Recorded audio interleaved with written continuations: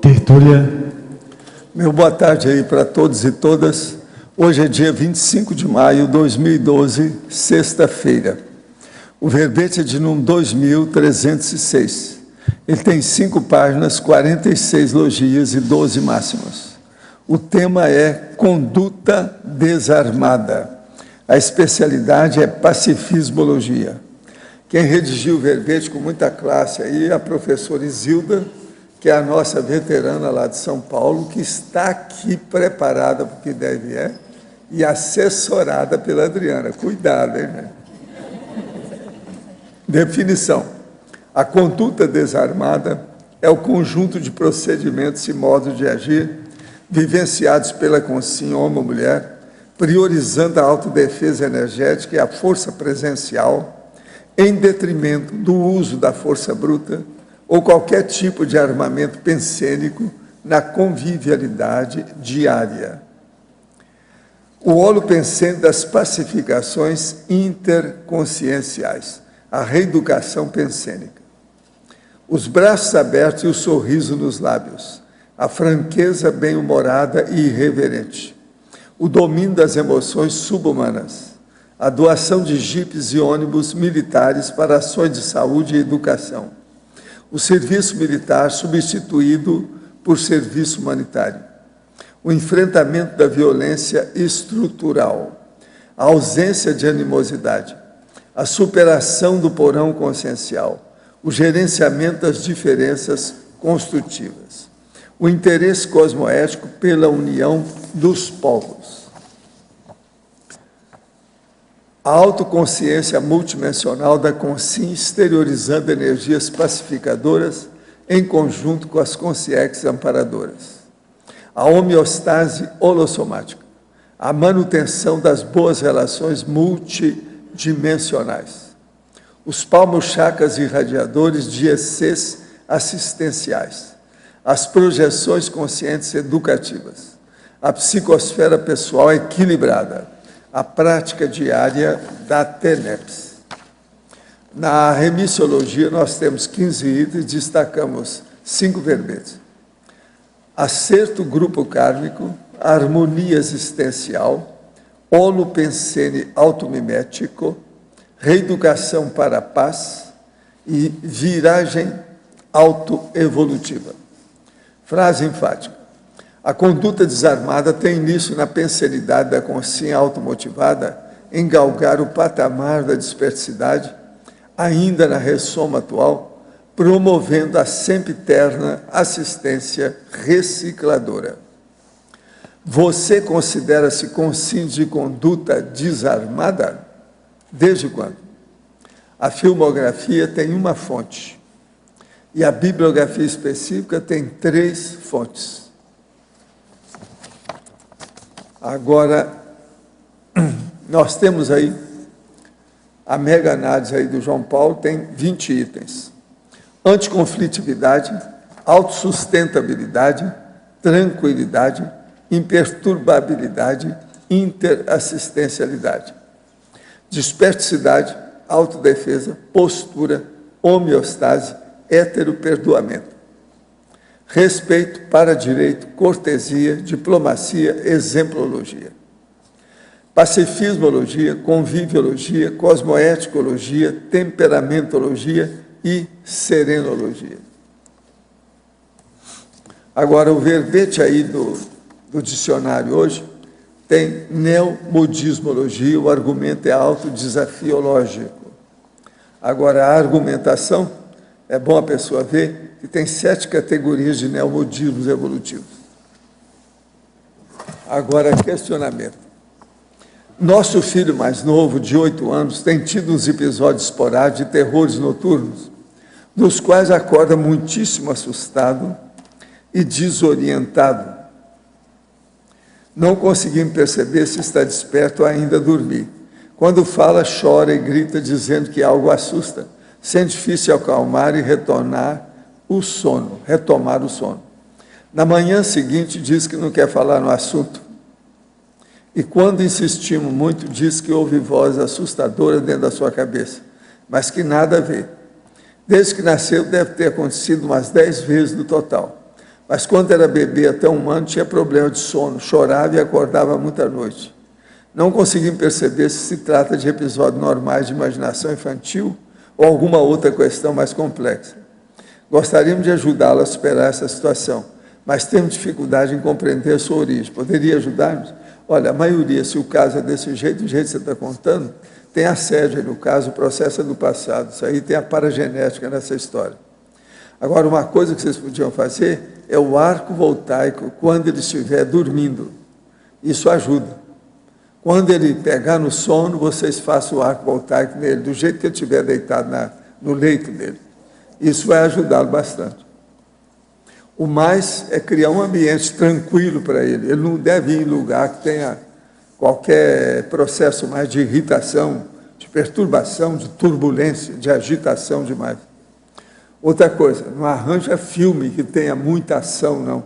Faça a coisa mais tranquila com ele. Já faz algumas semanas que venho me sentindo desanimado com muitas coisas na vida.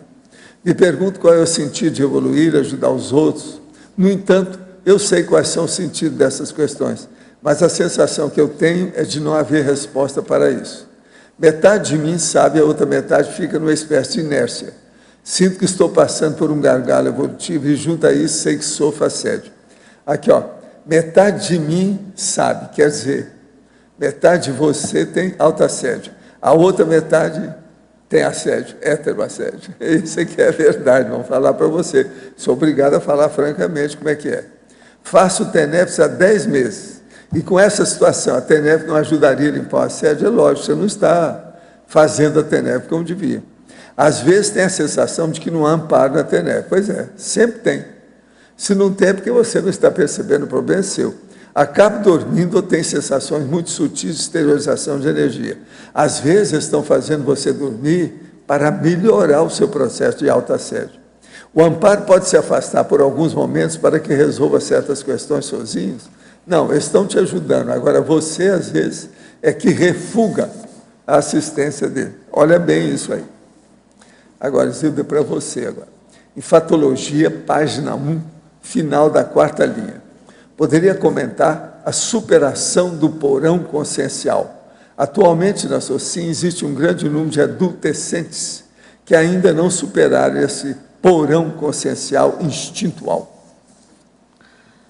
Reciclagem, né? O fato é o quê? Começar a fazer a reciclagem. As pessoas têm que pensar o seguinte, que a gente não é... Não, o corpo envelhece, mas nós, consciências, nós amadurecemos. Então, ficar adultescente para quê? Brigando com quem? Isso é uma raiz de conflito que nós entendemos. Se nós tivermos menos conflitos, nós, com certeza, teremos menos raízes de conflitos com os outros. Então, começa assim, pelo anti-autoconflito.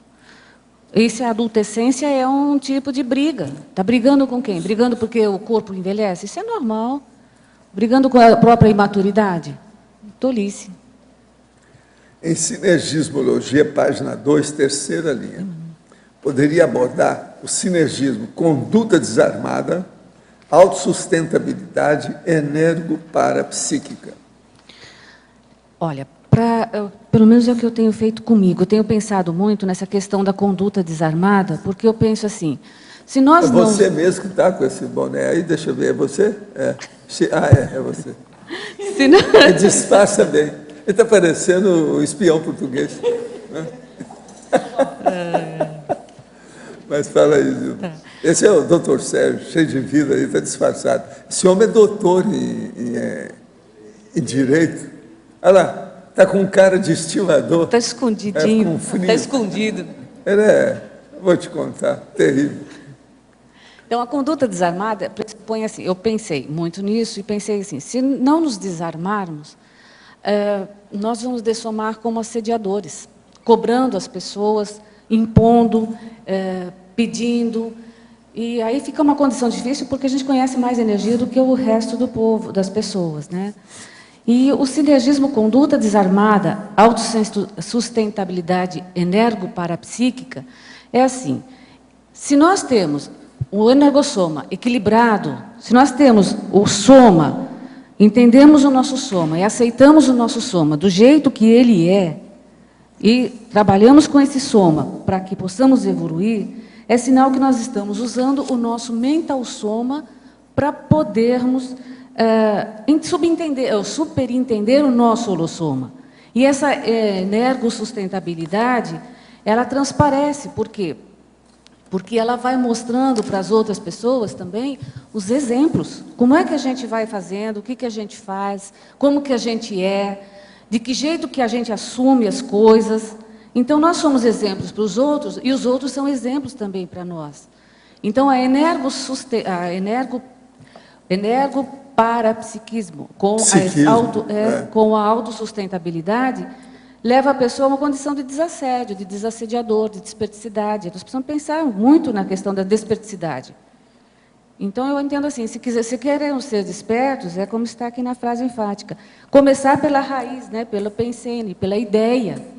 Porque não adianta nada a gente falar que tem a conduta desarmada, é pacifista, e chega em casa, briga, ou tem gestos muito bruscos ainda, fala muito alto, porque o nosso corpo ele é comandado pelas nossas vontades, pela nossa ação, né, pelo nosso pensamento e sentimento. E se nós temos ações ainda descabidas com o que nós falamos, nós ainda estamos em conflito. Então, é importante a gente pensar na questão da manifestação do corpo. O corpo é um agente educador para todos nós. Em Neossinapsologia, página 2, primeira linha, por favor. Comente as neossinapses adquiridas nas autopesquisas e recinhos da reeducação emocional. Atualmente tem adquirido essas neossinapses constantemente. A reeducação emocional básica.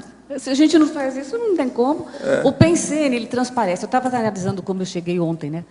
Nossa, eu estava o coração pulando pela boca. Eu falei, calma, calma, calma. Ultimamente eu tenho feito uma técnica assim, puxa o freio de mão, Isilda. Quando eu estou muito eufórica, sério, quando eu estou muito eufórica, eu estou muito agitada, ou quando eu estou meio para baixo. Eu tenho que viver puxando o freio de mão para eu conseguir um certo equilíbrio. Então, eu estou conseguindo me perceber mais.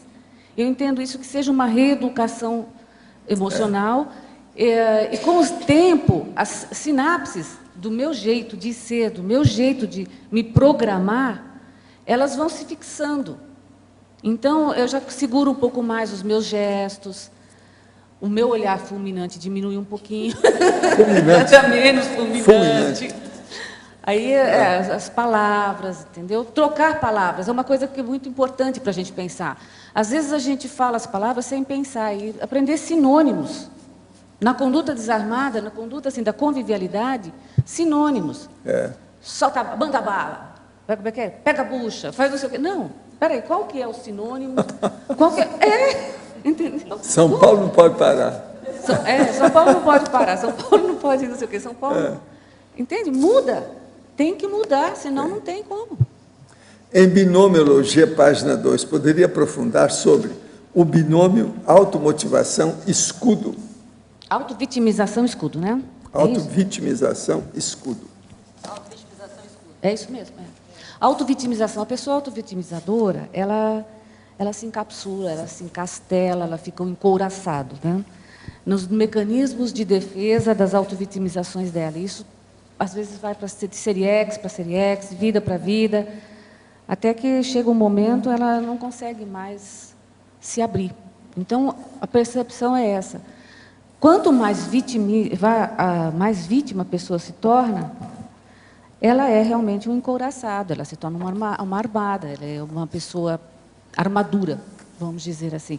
Tem até o teu verbete, né? A anti-autovitimização é justamente isso, sai do castelo, sai das armaduras, sai das amarras. Por isso que eu estou estudando esse desarmada, porque eu quero tirar o resto do meu bilicismo, não aguento mais, entendeu? Chega, tem que sair. Agora, Arlindo, eu entrego para você a nossa paulistana. A Isilda, o saldo da Isilda, que ela foi minha primeira professora. Você sabe, ela que fez muita coisa em São Paulo, ela já melhorou todas as nossas coisas, ela foi ela. Então, tenho que respeitar, né? Aqui na fatologia, na 6ª linha de baixo para cima, na página 1, né? a oportunidade do crescimento grupal com a interação das ideias divergentes. Dá para aprofundar, por favor? Divergentes, assim, aqui poderíamos resumir mais pelo binômio admiração-discordância, né? Nós crescemos em grupo, isso não significa que nós somos todos iguais, nós não somos sardinhas em lata, né? Então, nós podemos crescer com ideias diferentes, modos diferentes, e essa interação nossa, uns com os outros, o que acontece? Nós nos reeducamos, as nossas psicosferas, elas vão se reeducando, se aparando. Então, a questão é essa mesmo. Como é que eu convivo com as outras pessoas que não pensam como eu, que não agem como estou? Já notei assim, duas coisas que acontecem, pelo menos aconteciam muito comigo. Ou a indiferença, para não ter que me posicionar, não ter que falar, ou então, fecha a cara, vai embora, dá o gelo. Então, isso também é outra posição muito ruim. E nós, assim, trabalhamos com a conscienciologia, sabe? Para nós é muito complicado, porque a gente, inclusive, encontra mecanismos para manter isso. Aí acha que o outro fala assim, a gente fala assim, ele está assediado, aquilo foi assédio. E às vezes não é assédio, é um pensamento diferente, é um modo de ver diferente, e não necessariamente errado. Tá? Agora, há casos em que a gente tem que perder a ingenuidade e ver realmente que o pensamento não é o ideal, que ela está com problemas, e aí a gente tem que avaliar. Mas as diferenças fazem com que nós cresçamos, sim. O serenão não é igual a gente, pensa diferente, com certeza. No entanto, nós evoluímos juntos. Agora, depois, na linha de baixo, a distribuição igualitária de riquezas. Isso é lógico, todo mundo... Eu também acho que para o futuro, aí, mas eu gostaria que você ampliasse. Enquanto nós tivemos essa desigualdade toda, principalmente da riqueza, não só a riqueza física, né, mas a riqueza das informações, todos tiverem acesso às informações, mas as informações de forma mais límpida, não tão editadas, tão mudadas, né, como nós encontramos agora. E as informações são ricas, porque as informações, o que elas fazem? Elas fazem a pessoa crescer, produzir. Tá?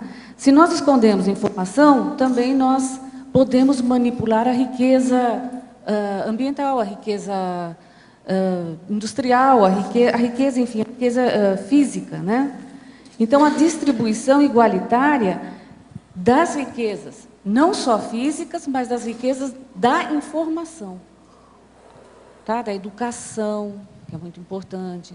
Não colocar a comida primeiro, depois a educação. A escola foi feita para educar. E o que falta na escola é isso, né? Isilda. Ok, Isilda, obrigado. Isilda, no paradoxo, você poderia aprofundar o paradoxo que você colocou aqui? O paradoxo da supremacia moral concomitante com a horizontalidade assistencial? A supremacia moral, eu vejo assim, como que a gente pode definir melhor? A supremacia moral, ela está onde? No ato de servir, de fazer, de dar o exemplo, de ser tranquilo, de desarmar, de compreender que nós não somos ameaça para o outro, e nem o outro é uma ameaça para nós, tá? Que nós podemos... mostrar para as consciências que a gente pode assistir sem cobrar, sem pedir nada em troca. Tá? Isso é uma supremacia moral. E a horizontalidade assistencial não é em cima do pedestal. É na Atares mesmo, é na horizontal mesmo. Tá? Então, porque eu fico pensando assim, o serenão convive conosco. Olha a supremacia moral e a horizontalidade ao mesmo tempo, né? Não se esconde. Isilda, Tânia aqui em cima, na primeira, minha amiga.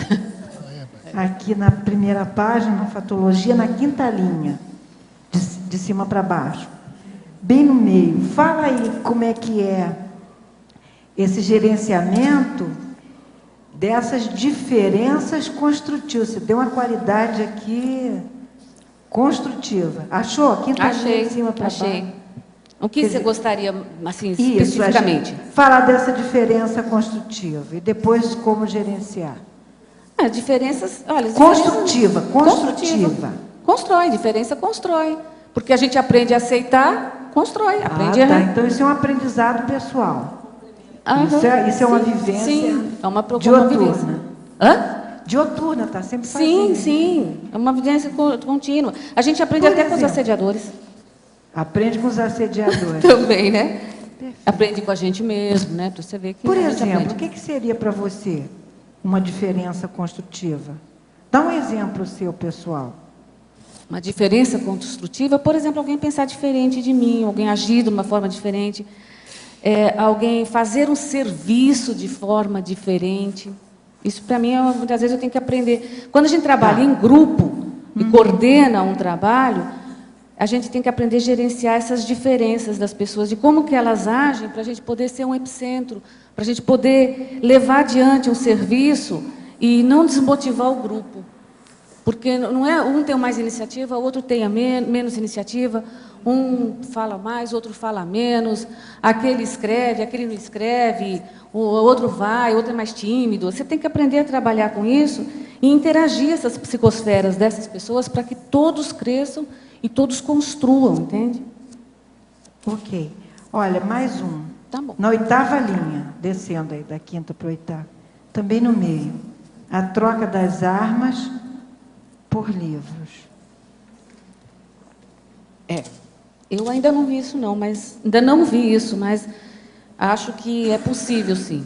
A tendência é que a gente cresça e que nós tenhamos realmente a troca de armas por livros.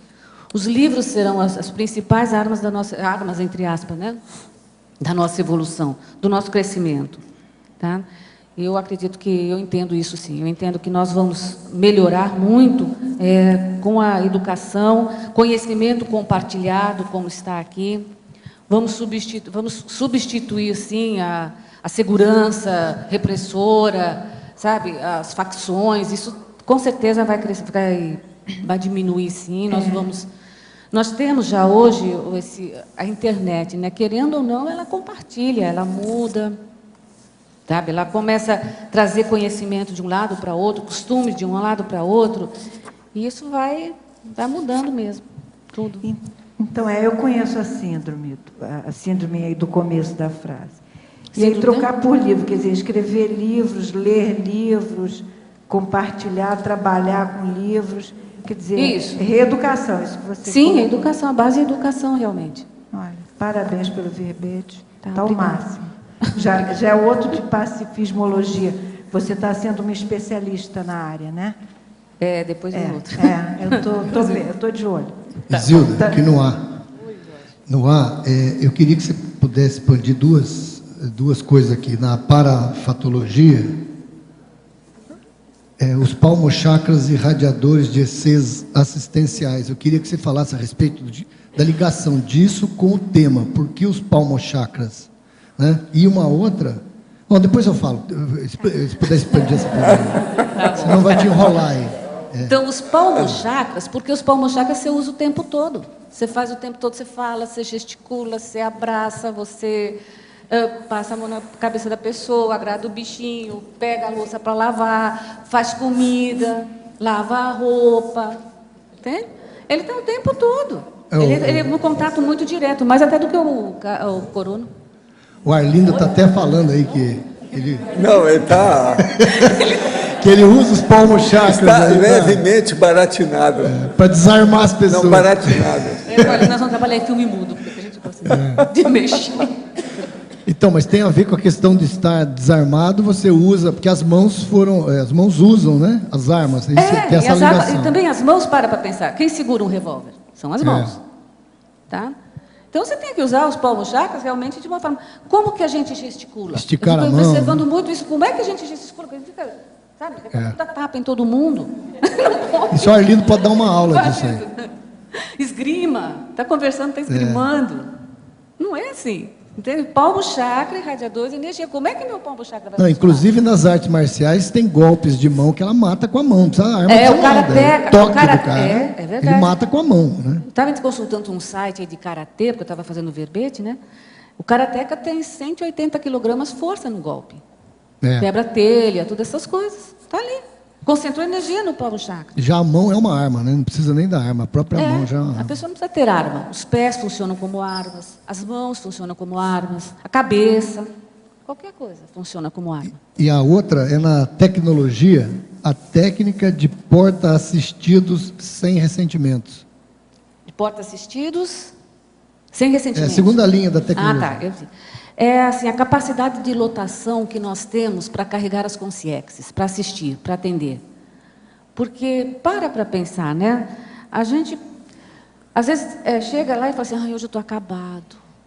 Me faz um arco voltaico. Me poupe, né? Me poupe. Aí você fala, 500 pratas. Me poupe. Como é que pensa em ser desassediado, não é? Mas ó, enquanto Esse tema está aí. desse jeito, até que está bom. Hã? O pior é aquela história do filme, lá dos filmes, né? O cara chegou e falou assim, ele é um artista, ele é um artista, ele é um artista. Agora o povo falou, mas vem cá, ele é artista por quê? O que ele faz? Ele consegue fazer xixi para trás. Liquidou com tudo. Aí o cara vira e fala assim, e ele, o que ele é? Ele virou, olhou bem, pensou um pouco e falou assim, ele é um monte de vômito. Essa é terrível, né? Você quer xingatório pior do que esse? De modo que existe dessas coisas aí. Existe. O cara estava até entusiasmado, perdeu o caminho de casa. Não, vem cá, xingar uma pessoa de monte de vômito. Você já viu isso só em filme, né?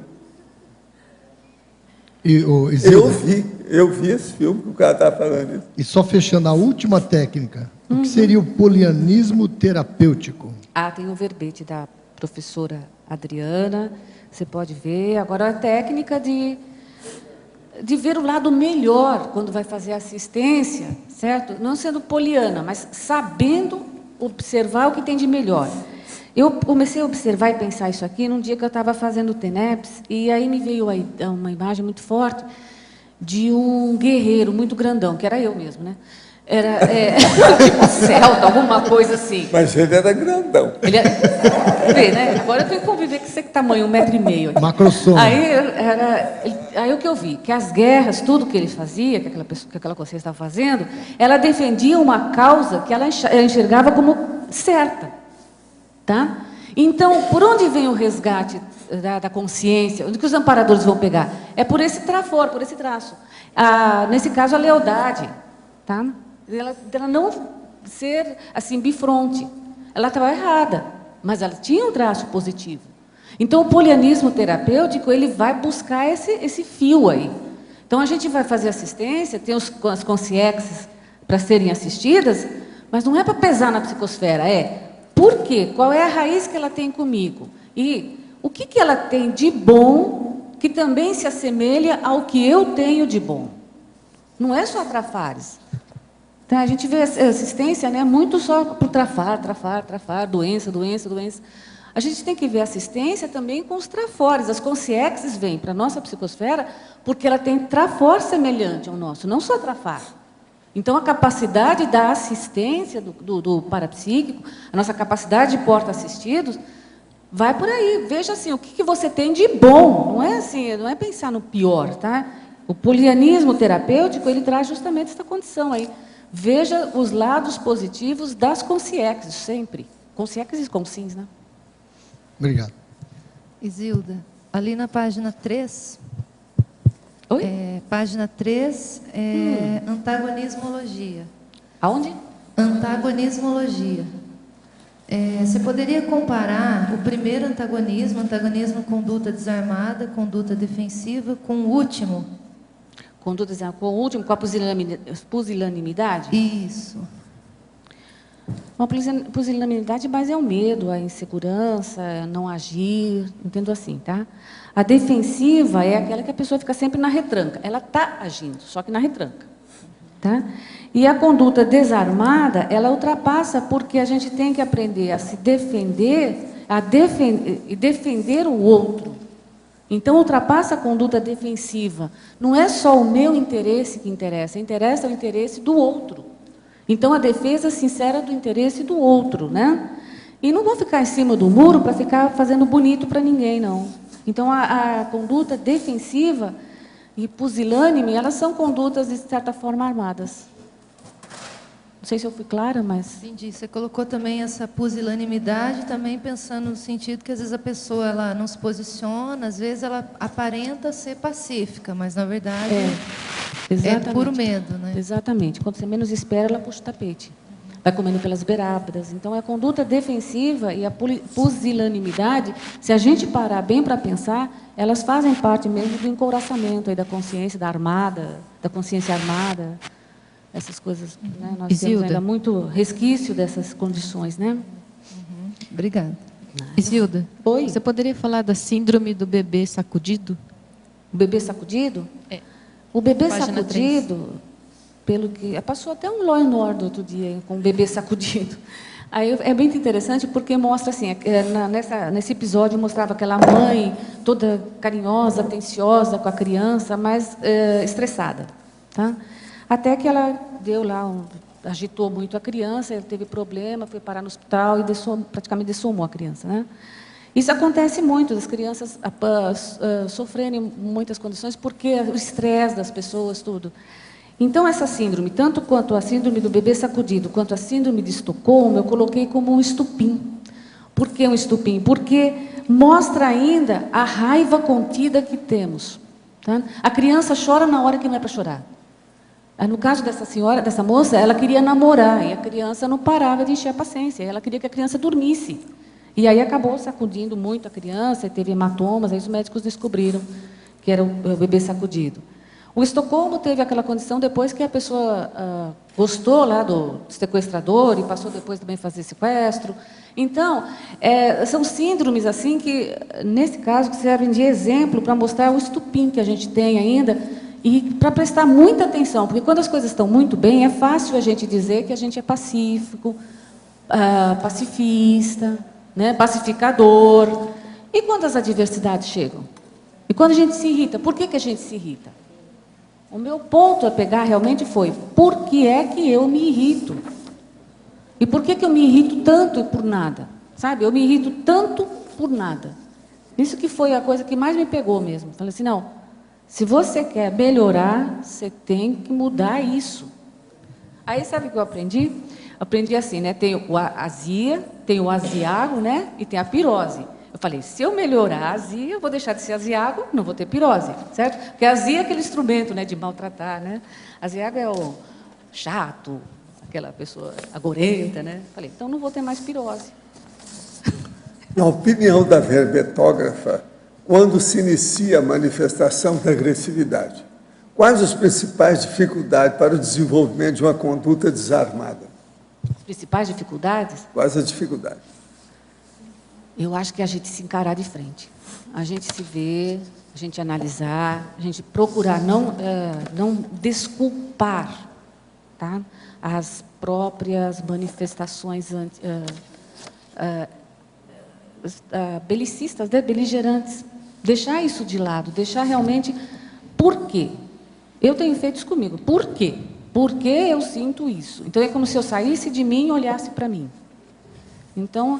E as manifestações, elas mostram, as manifestações assim, de irritação, elas mostram também a incapacidade que nós temos de viver com pessoas diferentes, com métodos diferentes.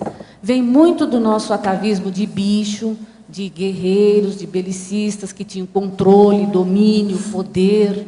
Tá? Isso está ainda muito mascarado, porque se alguém tomou uma atitude e não falou para mim, eu sou chefe, por que tomou essa atitude e não falou para mim, eu sou chefe? Mesmo sendo coordenadora lá do ECP2, suponhamos, tá? Do executivo do ECP2. Por que fez isso? Não falou comigo. Aí eu fico brava. Isso é uma falta de... domínio de território. Então, aqui que começa a irritabilidade. No domínio do território. Professor, eu tenho um complemento da professora Isilda. Não é nem um complemento, mas um depoimento, professora. E me tocou, e esse assunto todo faz parte da minha, do que eu ainda estou tentando reciclar e superar, sobre desarmar, sobre a luta pacifista. E quando você falou assim, é fácil dizer quando tudo está em paz. Então, eu, como sobrevivente de guerra, o professor Valdo Vieira já ficou de me apresentar, porque eu assisto, quando eu não venho aqui, eu assisto pela internet.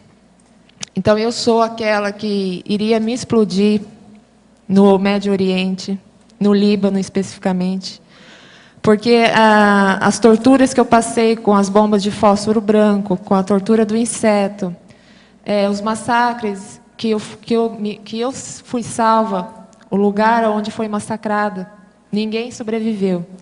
E quando eu sobrevivi muito doente mesmo, não só doente fisicamente, mas aquela doença mental em que você quer se vingar, em que você não consegue viver mais sem falar assim, não, eu vou ter que... Me conta. Quando houve esse caso, você esteve perto lá da explosão, você estava grávida? Eu estava grávida. Agora, você teve filho depois? E eu tive filho. E como é que vai ser o filho? E alto nível de toxoplasmose, meu alto nível de contaminação era para a minha menina nascer totalmente deformada, tal. Ah, sei. E a minha placenta, ela teve uma necrose muito forte. Eu me contaminei de modo intenso, eu perdi a memória durante muito tempo. Quando alguém perguntava meu nome, eu não sabia meu nome. Eu demorei para reconhecer familiares. Eu demorei para reconhecer que aquela menina tinha saído de mim. Calma. Quer ver a turma da Consul? Quem é que está aí? Você. Aqui, ó. Isso é fora de série, hein? E eu não aguentei. O meu livro como autobiografia vem aonde o islamismo termina para mim. Eu era uma dogmática, divulgadora. Atualmente você só luta boxe, mais nada. Atualmente eu só me queimo fazendo café. Inclusive essa queimadura, geralmente quem se queima com uma água tem uma queimadura de 1º grau. A bomba de fósforo que queima todos os nossos tecidos internos fez com que uma água em ebulição caísse e me desse queimadura de 3º. Né? São ainda resquícios daquilo que o belicismo me afetou. Esse livro que eu estou fazendo é uma autorretratação para mim mesma, uma reciclagem. Agora, o que é engraçado é que explosão é fogo, né? Você queimou com água quente, que no caso é fogo também, né? É engraçado isso aí na história. E justo num percurso que eu estou na segunda parte do livro, e assim, é como se eu estava conversando com a professora Aline, que é ela quem está me trazendo à luz para que eu consiga fazer. É algo muito forte, porque na hora que eu estou retratando que eu ia subir a fronteira com os explosivos, é forte. Eu quero ver esse seu livro, estou esperando. Só que tem uma coisa, quando falou, é fácil, quando eu estava no aeroporto, já era pós-guerra, já estava aqui no aeroporto de São Paulo, e uma comitiva de judeus israelenses ia descer. E iam desembarcar. E eu ia cruzar com eles no saguão do aeroporto, como qualquer um pode, é um lugar público. Imediatamente, eu me enfureci, eu chamei uma agente da Polícia Federal e falei que se eu topasse com eles no saguão, com a comitiva de israelenses, eu ia matar eles à unha. Eu falei assim, eu não vou dividir o saguão com eles porque a gente ia fazer conexão. Porque era assim, muito recém no pós-guerra. Era muito recente. Agora, você acha que dentro de você agora você já desvaneceu isso tudo? Bastante, aí, né? Muito. Não, pelo seu jeito, sua aura não mostra nada disso. Bastante. Você tem que explicar isso em livro. Isso sumiu. Isso aí é impressionante. O que é o processo de uma lavagem cerebral quando sai? Ela não mostra nada disso. Desde que eu a vi a primeira vez, eu falei. Pois é. E olha a tranquilidade dela. Mas foi um processo bastante... tem todos ali os percalços. Agora, no livro você deve mostrar a foto do seu filho, tudo. A filha, ela nasceu bem, ela está bem. Hoje, faz 5 anos da guerra, né? Hoje ela tem 5 anos. É minha segunda filha. Ela nasceu quanto tempo depois do caso? Ela nasceu 6 meses, um pouquinho menos de 6 meses depois. Quer dizer que você estava com uns 2, 3 meses. Engraçado que a bomba de impacto, que é uma bomba que vem como um paredão até você e consome todo o oxigênio, faz abortar. Porque a gente é lançado. Se choca E no seu contra o caso outro. isso não aconteceu? Eu não abortei, assim, foi algo... e ela nasceu saudável. Eu, sim, quando ganhei ela, eu fiquei um trapo humano, obviamente, não enxergava, perdi memória. Né? Achavam que era irrecuperável, porque falando, vamos interná-la no CAPS, ela não vai ter volta, Rosa, mentalidade. você já conversou com a Sheila? Não? Você conhece a Rosa? Vem, Tudo é Rosa. parente da gente. Né? Sheila, Cumprimento em área. você está falando de qual guerra? Do Líbano? A guerra de 2006, quando a guerra dos 33 dias, inclusive o sul do Líbano, né? De lá, que isso? Essa aí é das piores que tem. Em Líbano, é gente de riqueza, tudo. Você estava nessa época? Passou perto. Eu conto toda a trajetória. Quem me tirou do Líbano foi os alemães, na qual eu sou eternamente grata. Se não fosse os alemães, eu não saía de lá também. Como eu escapei da região sul, porque a região sul libanesa Agora, que foi Sheila massacrada. É um nome mais alemão, você sabe. Né? Exato. Sheila. Os alemães é que me resgataram. Sheila, a gente agora, sem ser nesse sábado, no próximo, vai ter um Consincobai. Se você quiser participar, você está convidado pela Eu estou disponível, estou totalmente interagida. Aqui é um lugar em que eu escrevo, em que eu não sofro muito assédio. Tenho falado com a professora, quando eu escrevo em lugar desapropriado, me vem um ataque de choro, porque ainda a gente sente. Então, daí eu paro, daí respira, ligo, falo, não, então vamos escrever em lugar apropriado, vamos otimizar, vamos estar em companhia. Tenho recebido amparo intra e extrafísico. A professora Aline é uma das Agora que está aqui. eu só fico pensando, na altura dela, com mulher bomba, gestante bomba, ia ser maior do que o normal, né? Mas quando eu falei da Itália, eu não Ela sei... é alta. Fica em pé aí para ela ver a sua altura. Olha aqui. Ela é um monumento, a Sheila. enorme. Monumento, olha o tamanho. Olha. Grávida, então, pensa. Impressionante isso. Quando eu falei... Eu dei a minha filha como de falecida, minha filha que estava viva, né? Ela teve uma convulsão, roxeou, e aí eu falei, aí eu não ia nem me explodir, eu ia sair para o bombardeio e deixar eles me matarem, né? Os helicópteros Apache era só sair e eles te alvejavam tranquilamente. Daí eu falei, não, eu quero matar com as crianças dos israelenses. Mataram com a minha. Eu quero matar eles. Eu não podia cansar eles, mas eu falei, então eu subo na fronteira e quer dizer, uma explodo. pessoa, quando ela está com explosivo, às vezes ela pode escolher os alvos, não pode? Só que eu estava assim, numa região que eu poderia pisar na mina. Então tudo podia acontecer. As minas, a bomba de fragmentação ela se decompõe com 60% dela e ela espalha minas. E também era um risco eu chegar até o local. Só que daí a minha filha, ela foi levada pelo grupo do Hezbollah e foi socorrida no subterrâneo. E um pouco antes de eu me preparar totalmente, ela teve sinal de vitalidade.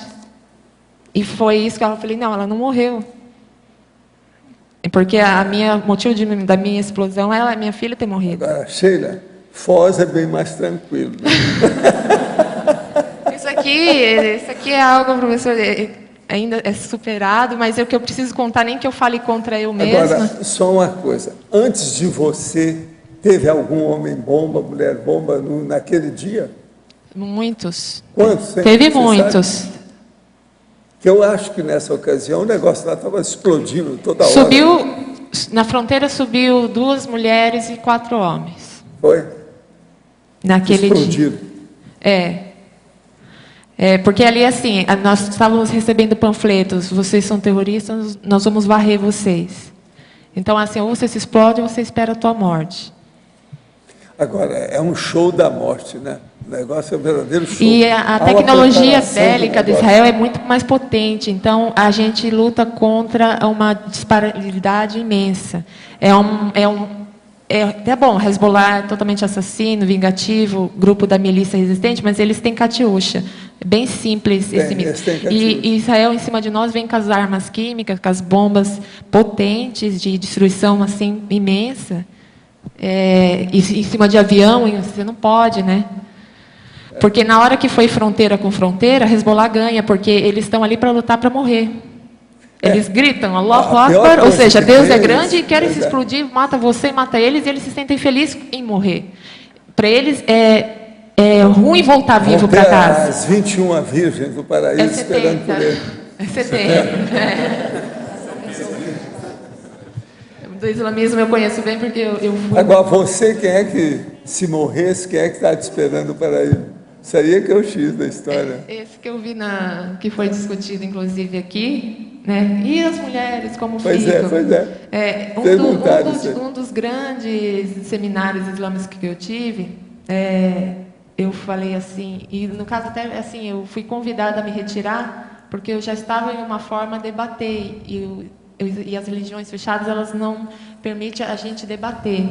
E eu falei assim, o paraíso islâmico, ele não me é atrativo, porque se eu tiver que morrer e ser uma das hures, porque as hures são mulheres de pele branca, olhos negros, de olhar recatado e eternamente virgens. Então, se eu for querer, se eu tiver que morrer e ser uma mulher dessa, o paraíso islâmico não me atrai. Agora, ó, tem um amigo meu que falou, aquele dia que perguntaram, ele chegou para mim aqui e falou assim, ela vai virar homem. Quer dizer, se ela for para o paraíso, ela vira homem. Não, engraçado, assim, digo engraçado a palavra e contraditório, porque eu tenho espalhado no Brasil ter pessoas adeptas ao islamismo através da minha intervenção. Então, muitas pessoas se converteram. Quer dizer, quando você saiu de lá, outros saíram com você? Não, eu tenho pessoas até hoje islâmicas convictas, porque eu fui divulgadora do islamismo, eu participei muito, inclusive, até fui coautora, texto, divulgadora e tradutora, porque meu pai é tradutor e fundador de Centro Cultural Islâmico, e a gente sempre em contato com a Arábia Saudita e traduzindo texto e tudo mais. O seu pai é daqueles bem abonados do Líbano? O meu pai, ele foi. Que o Líbano, nós somos, hoje o não. O nível é alto.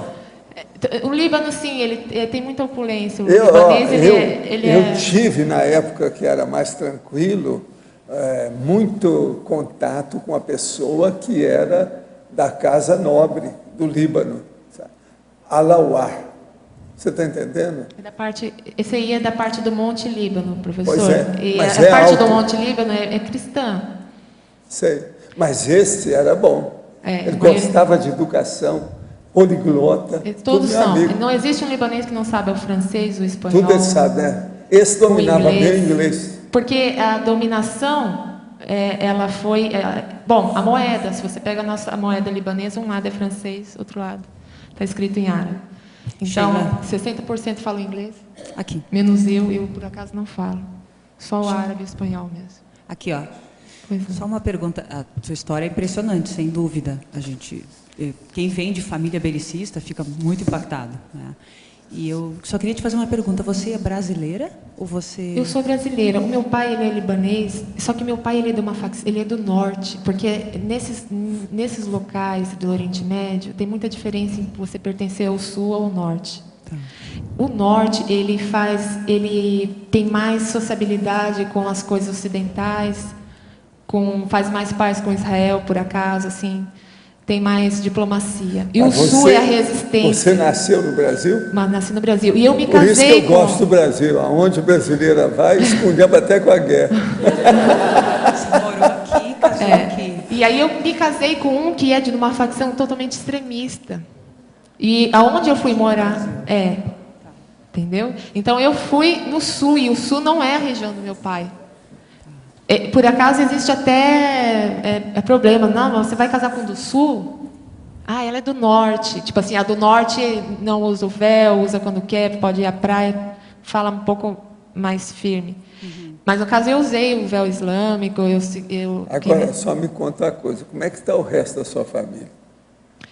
Seu pai ainda vive, tudo?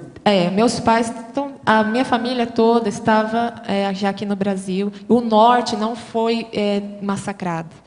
O Líbano inteiro estava em guerra, mas ao sul do Rio Litani é que não foi massacrado, que não teve escapatória, que falaram, aqui é o bombardeio intenso. Não tivemos nenhum aquilo pós-guerra. que eles falam que a Síria faz muita coisa negativa lá atualmente, é isso mesmo? Sim. Inclusive, quando eu passava para a Síria Síria... tem certa culpa numa opção de coisa lá no Líbano. A Síria, ela desocupou o Líbano, porque a Síria, ela também... todo mundo tem a intenção ali, nessas demarcações, dessas fronteiras inventadas, que é totalmente do sionismo, né? Que é dividir, enfraquecer e dominar, porque ali era para ser uma região só, e fica essas fronteiras artificiais, vamos dizer assim. Mas a Síria hoje, ela com Assad al-Bashar, ele é um ditador, e os ditadores no mundo árabe, eles precisam ser execrados desse cargo de 30, 40 anos. E, por incrível que pareça, é uma vontade do povo, entre 4 paredes no sul do Líbano. É que nós não temos liberdade para falar lá, assim, para falar abertamente. Então, nós falamos em casa. Às vezes eu queria comentar alguma coisa aqui no Brasil, meu sogro falava, pelo amor de Deus, nós vamos ser marcados como espionagem. Tanto é que quando teve a guerra e a gente se olhou um nos olhos do outro no esconderijo, a minha sogra vira e falou, você trouxe a guerra. Por que ela disse que eu trouxe a guerra? Porque eu sou muito imperativa. Eu fui, visitei Sabra Shatila, eu subia nas fronteiras, eu queria levar aquilo para o mundo. E eles falaram, não pode, a gente vai ser marcado como espião, nós estamos numa área assim, não, né? E tal. Então, não dá. Então, ali, a Síria, o que é? Tudo contido ainda. Se você perguntar a vontade do povo, não, quer a democracia, quer as eleições. Você tem uma ideia do que vai acontecer? Sua opinião pessoal sobre a Síria? O que vai dar lá? A Síria vai dar uma grande carnificina, vai se estender muitos anos a guerra civil, porque entra o tribalismo, entra as outras facções, as subdivisões. E os árabes, como primitivos, de mentalidade primitiva, eles não conseguem se organizar e se estruturar em um consenso. Porque até chegar ao diálogo, as armas vão falar mais alto. Porque daí começa a subdividir. Então, às vezes, é melhor vir o imperialismo americano, o sionismo, Israel, dominar e deixar uma hegemonia onde eles estão ali abastados, mais do que se for dar ali como eles se querem, aí entra. Vai ter sunita, vai ter xiita, vai ter alauíta, vai ter todas as divisões, vai ser entendido todas as minorias dentro desse governo que querem ser democracia? Não vai ter. Vão guerrear, vira sistema intertribal, que é típico do árabe. O árabe ele se divide em tribos, em famílias mais poderosas, e aí tira até islamismo nessa parte, porque ainda que a religião, às vezes, ela vem moldar o caráter, a educação, como código de vida. Eles, primitivamente, culturalmente, o árabe, ele está longe de uma organização estrutural, em que possa ser pacífico, em que possa demonstrar um pouco de avanço. Eles podem ter avanço, por exemplo, se a gente for para Dubai, Arábia Saudita, Dubai, quanto avanço, opulência e tal, mas, primitivamente, você conversa com eles, eles ainda são casca grossa. Eles estão vivendo numa tecnologia muito grande. O mundo árabe é muito opulento. O Líbano sempre foi muito opulento. Me conta uma coisa. Você chegou a ter contato com esses que são chamados Tuareg, lá da África? Os do Tuareg, esses que vivem mais em deserto, o senhor diz? Não. Não, porque o Líbano, ele já é bem... Eu sei. Ele é nobre. O libanês é diferente de tudo. Ele come melhor, ele se veste melhor. Ele é mais evoluído intelectualmente. Tem mais ideia. Ele é representativo no mundo inteiro. Tem sempre um libanês, árabe, cristão, muçulmano, espalhado, porque ele é o avanço. Vamos dizer que ele é o exemplo para o mundo árabe. Ele é um país pequeno, 10.452 quilômetros. O que é isso? É bem pequeno mesmo, mas dali sai grandes representatividades, grande exemplo, grande emancipação. Não é nem para falar para o meu pai, mas o meu pai exclusivamente é um erudito, ele não é bitolado em religião nenhuma, embora ele tenha uma grande contribuição islâmica na sua vida, mas se vê a diferença. Não se vê isso assim, por exemplo, o Egito quanto é grande. Onde estão os egípcios? Onde estão os indonésios? Onde está Então, o Líbano é muito pequeno, muito expressivo no mundo inteiro, porque a capacidade do libanês em comércio, em expansão, em comunicação, em buscar, é maior. Ele é a cereja do bolo. Não, ali o dentro nível do Oriente intelectual Médio. deles é impressionante. Esse meu amigo era erudito, rapaz. Renato, as crianças de lá são pródigas, professor. As crianças libanesas, elas são de uma especialidade imensa. Elas falam idiomas, e também não são doutrinadas assim a... Não tem lavagem cerebral, né? Não, tem no sul, porque o sul é assim. O sul é outra coisa. O sul do Líbano, onde eu morei, onde até estava criando minha filha, a gente vira para Israel e desde os 3 anos a gente sabe, o inimigo está ali. Né? Já são doutrinadas assim desde que aí nasce. a gente vai no bairro de Nacura, que é bem da fronteira, então tem aquelas propagandas de guerra, aquilo vai fazendo parte do nosso campo visual, a gente vai assimilando como normal. A pessoa já nasceu assim. E um adolescente, ele porta uma arma, primeiro ele mata passarinho. Mas agora, depois ele já pensa assim... Já o norte não é assim, não. Não, o norte não. O norte não, porque já sai com fronteira pela Síria, não são tão massacrados. É que nem as montanhas onde tem os drusos, que compõem quase que 60% dos... Esse meu amigo era druso. Então, os drus, eles compõem o exército israelense, e eles vivem na montanha, e eles não são bombardeados. Ali é uma... Tanto que um dos meus cunhados, ele se escapou, porque ele tem amigo drus. Para quem não entende, o drus é como se fosse a área, assim, os espíritas. É que nem assim, tem Allan Kardec, que interpretou a Bíblia tal, e tem o Espiritismo. Os drus, eles pegam o Alcorão e interpretaram segundo o Espiritismo. Então, esses são a comunidade drusa, a comunidade espírita da parte árabe. Esse meu amigo era aí. Desse tipo. Mas isso é impressionante, vocês estão vendo. Vamos ver agora o seu livro, tá? Vamos dar um jeito. Estou compenetrada. Qualquer hora sua mão vai ficar boa, você vai poder digitar. Professor, agora escrevendo, você tem um caso de infiltrados? Como é que o caso dela, a família, que estarem infiltrados, assim, porque o PCN dela não é belicista, né? Ele está naquele meio... Sim, mas o problema é que ela foi envolvida lá, você sabe, num ambiente desse. Acabou. Eu sei porque eu vi amigos meus desse jeito. Situação no próprio Líbano. Teve uma época das guerras anteriores aí, que eu vi uma pessoa da nobreza da Europa que foi lá para fazer assistência. Então ela viu as coisas, eu vi tudo de perto com ela lá, as coisas que ela contava desse jeito. Você não aguenta, você... Isso foi bem antes. Você não aguenta. A bomba de fósforo, ela encolhe as pessoas, né? Então, assim, você sofrer torturas dos insetos.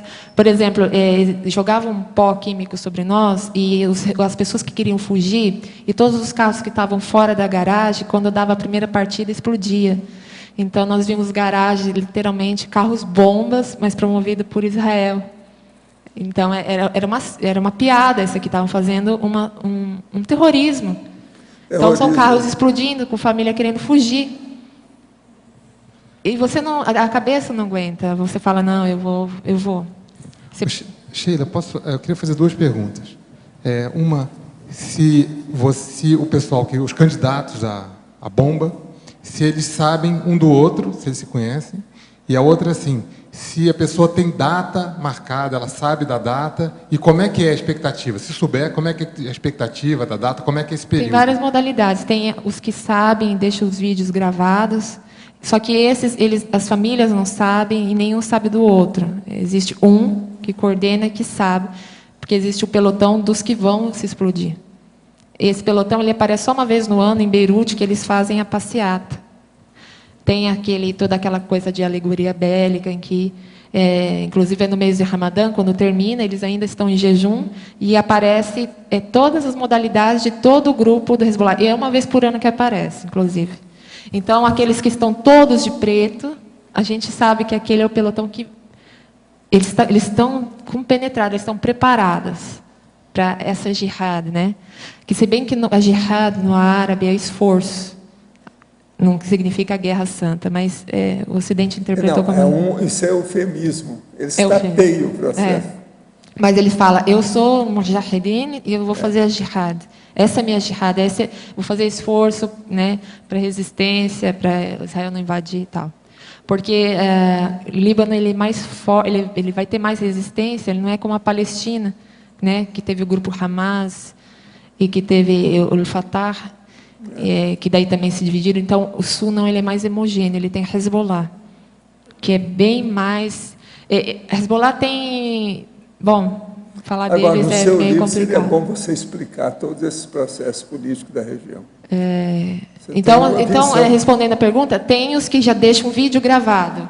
Sou fulano de tal, tô indo... Porque depois eles ganham uma faixa muito grande, com a sua foto, tal, não sei o quê. E tem que nem aconteceu comigo. Era um ato desesperado, e foi uma escolha minha, e as armas estavam ali, então foi algo assim que eu não fui recrutada, entendeu? Foi algo da minha espontaneidade, foi da minha... Mas os que se candidatam, eles sabem o dia, a data? Eles são... Para ser do Hezbollah, ele é criado dentro do Hezbollah. Então, tem aquele que só é um coletor de doações de órfãos. Porque ali eles tem tudo ali. Eles encaminham até, por exemplo, você quer um casamento, eles encaminham uma viúva. Você vai fazer uma doação, tem o que mata, o que faz o jornal, é uma estrutura que quanto mais tem a estrutura comercial, que tem ações ali que estão comprando times de futebol, eles são do Hezbollah. Eles têm que movimentar dinheiro, a arma não custa barato. É uma estrutura muito grande, por isso que a resistência do sul do Líbano é muito forte. Não é tão fácil Israel invadir. Professor. Agora, uma coisa. Você sentiu nos seus processos, por exemplo, se aparecer aqui, você sentiu alguma assistência extrafísica para vir aqui? Sim. Você chegou a ver alguma consciência? Foi a professora Aline que me garimpou, porque... Sei, mas você não viu extrafisicamente, eu vi, não. Então, o que eu vi? Quem é que você viu? Eu vejo só pessoas de branco. Eu não vejo mais que isso. Mas o rosto era mais claro, era mais escuro, como é que ele era? Eu vejo um homem muito alto. Isso. O que mais? Às vezes ele usa como se fosse um turbante, mas um cachecol assim. A miserável viu, é o Tuareg. Ele é que trouxe. Você é boa nesse negócio, você precisa desenvolver o parapsiquismo. E eu vi ele falou, vai ali. Eu vi ele muitas vezes. Ele é que trouxe ela, o Tuareg. Tem muito ele é forte. Muito forte. O Tuareg trabalha com o transmentor, que é esse evoluciólogo, que é meu amigo. Entende? Agora, ele deve ter te pensado lá, porque isso aí é muito importante para nós entendermos também essa situação. Aqui é muita gente que está interessada no processo. É o problema socialista, mas não é socialista, é mais sociológico. Tem um porte muito grande, muito alto, de um homem muito largo. É o processo político da história, entender isso tudo. Turbante, agora, ela aí é um elemento vivo. Ela eu vi isso mais que 3 vezes, lá e depois aqui. Pois é. Vi lá. Professor, eu queria fazer uma pergunta para o senhor. No caso do verbete hoje, ela estar aqui dando esse depoimento, como é que o senhor vê esse caso? É o neomodismo da mudança. Que sincronicidade é essa, né? Do verbete. Não, mas isso aí não é nada. Isso aí é o transmentor com o Tuareg que trouxe a Sheila. Hoje, né? Que você está dizendo. Eu tinha falado com ela, que eu sabia que ela tinha vindo aqui, mas não falei que foi o Tuareg. Mas hoje eu estou vendo porque eu vi o Tuareg aí. Ele falou assim, pergunta para ela se ela veio com alguma... Ela viu. Ele. Ele é altão. E se o senhor percebeu que o campo mudou, que deu repercussão, cardiochakra, na hora que ela começou a falar? Não, isso aí, hoje, eu já trabalhei aqui hoje 2 horas com a turma. Tinha aí umas 20 pessoas, não é isso? Então, nós trabalhamos aqui 2 horas da manhã, das 8 a quase 10 horas.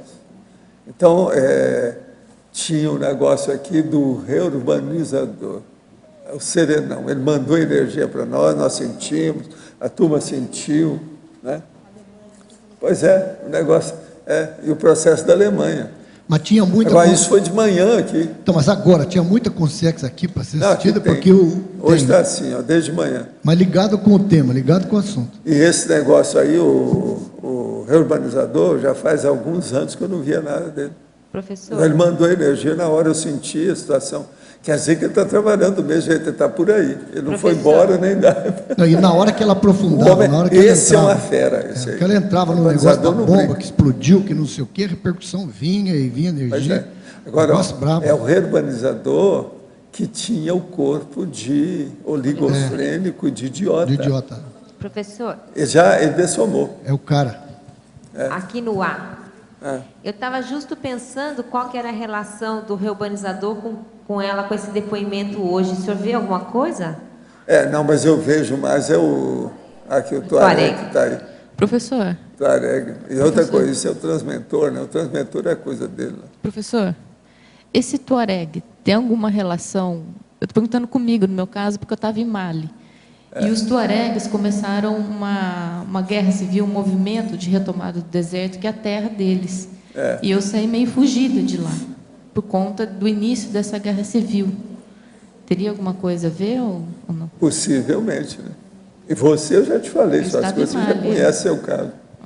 Que essa aí é fora de série na história. Então, eu saí de lá justamente no início agora, o Tuareg é que veio, ele está ajustando esse processo, várias coisas dentro da área. É a turma da... Mas, professor, quando eu vi essa... É a turma dela, lá, da Rosa Nader. Professor, mas quando eu vi debaixo do bombardeio essa imagem, eu achei que fosse do meu avô. Então, eu não sabia. Porque é o Tuareg.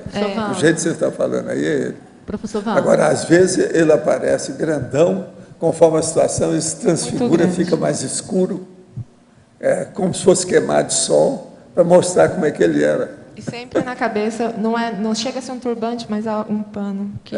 Agora, ele está aqui, isso aqui é a energia dele. Ó. Aí, transmite direitinho, alto nível. Ele é grande. Ele deve estar junto lá das coisas do transmentor, deve ser. Essa guerra do Líbano, né, há 5 anos, foi quando eu tive que passar 3 meses lá na Itália, né, porque a minha neta nasceu lá e eu fiquei 3 meses lá.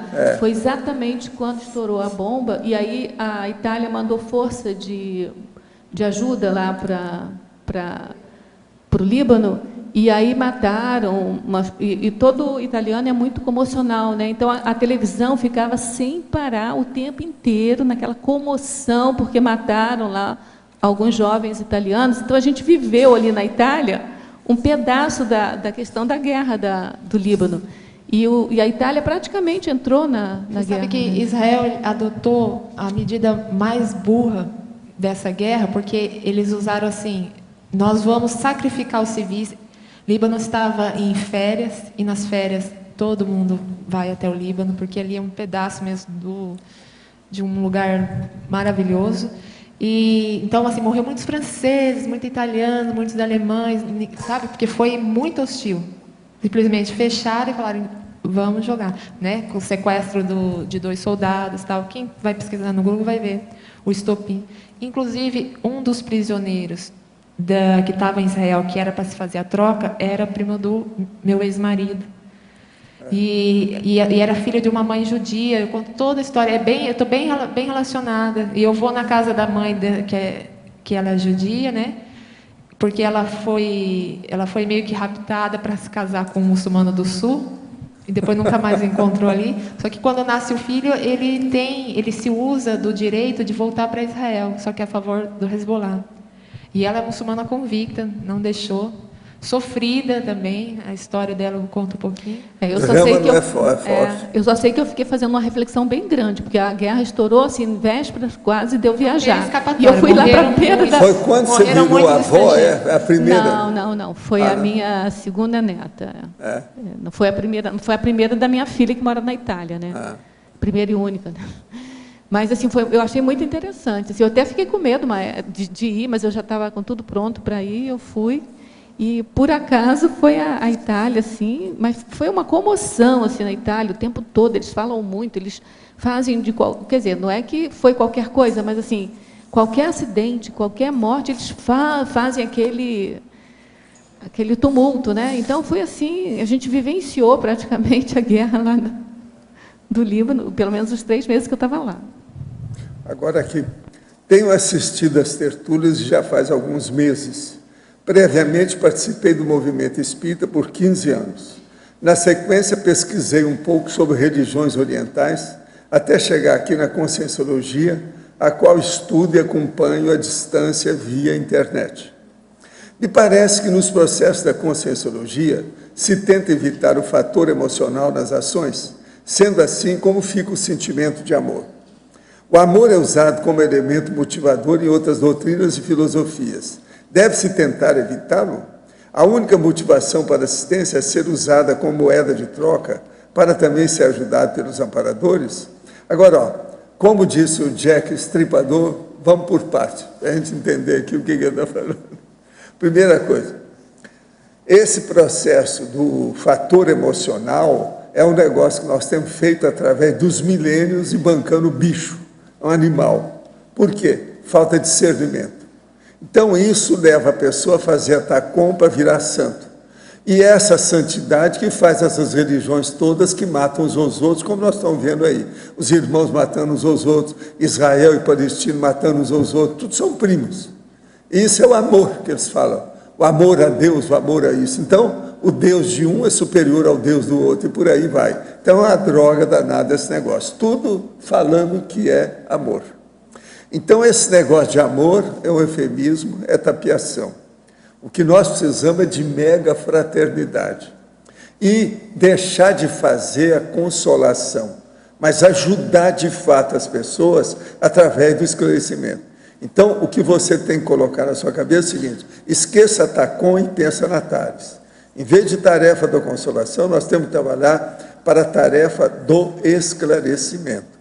Então, doutrinas, filosofia, estão tudo aí fazendo guerra. É o que nós estamos falando aqui agora, sobre esse processo todo. Os irmãos se matando através da guerra. Então, o que falta nisso tudo é transformar essas emoções que eles chamam de amor, que são emoções de bicho, animais, em sentimentos elevados de fraternidade, que esclareçam a pessoa e melhore, dentro da harmonia. Agora, amor, eles mesmos falam que amor e ódio está tudo assim, é tudo junto. Então, isso não adianta. O processo nosso é ter sentimentos elevados e acabar com essa bobajada animal que fala em amor com eufemismo, enchendo a boca. Agora, a motivação para assistência.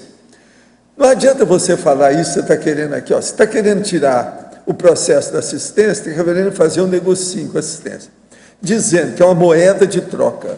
Não é, mas o caso não é esse.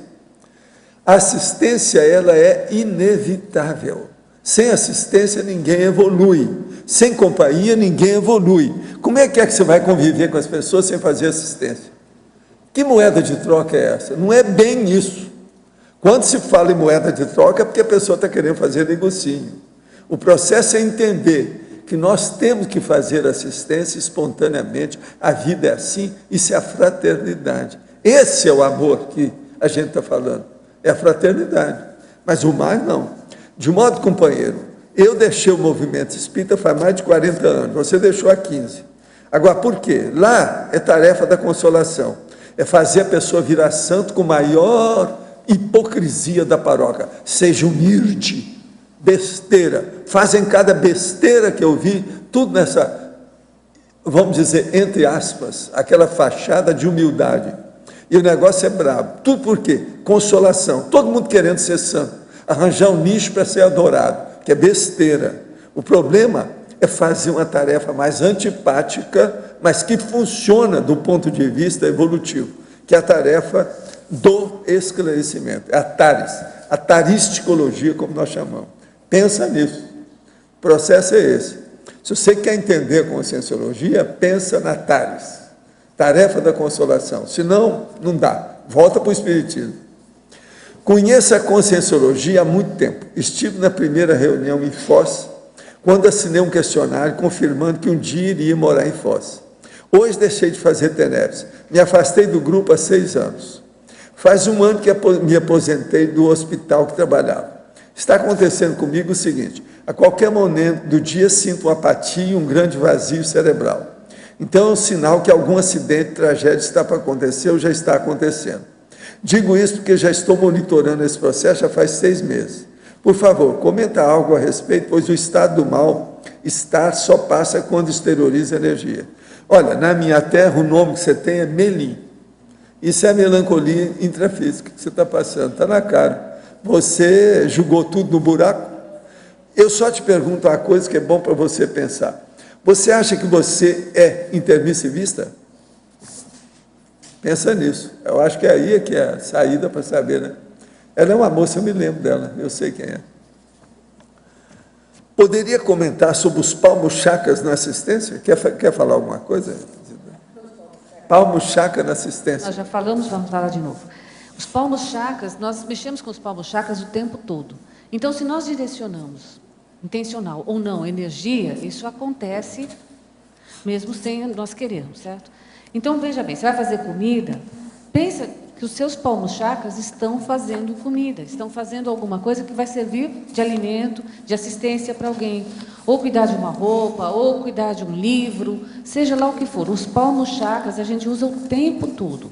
E eles estão em contato direto, o tempo todo com o que nós fazemos, com o que nós deixamos para os outros.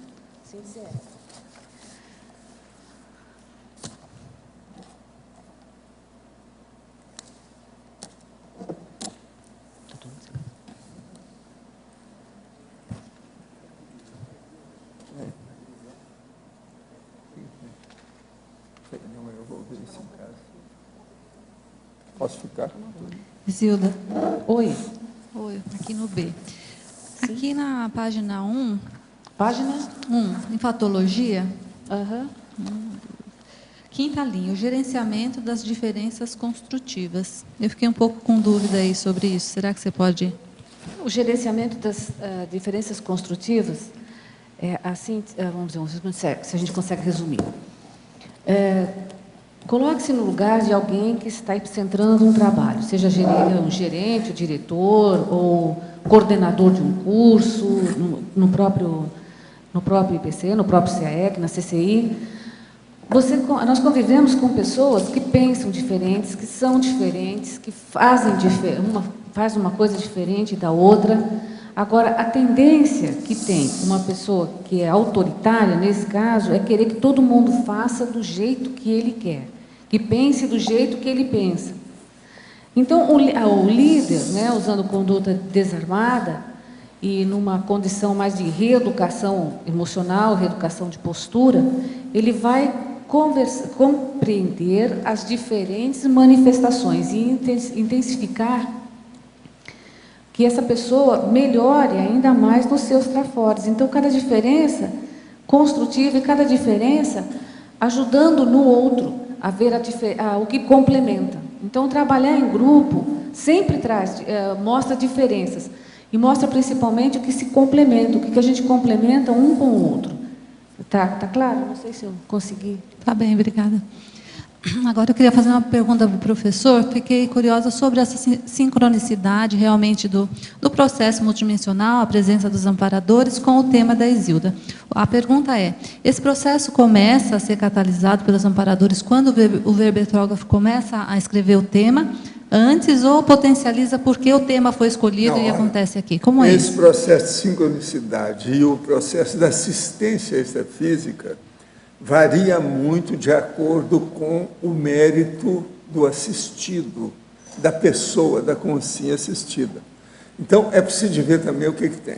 Uma coisa que a gente vê, que você pode generalizar, que serve para todos, é o seguinte: quando uma pessoa faz a inscrição a um curso nosso, desses mais sérios que a gente tem, às vezes até com o sacrifício da pessoa, que tem que viajar para ir até lá, qualquer coisa, naquela hora que ela faz a inscrição, ela começa a ter assistência. Agora, nós já tivemos dezenas de casos desses que a gente confirmou o processo de assistência a partir da inscrição.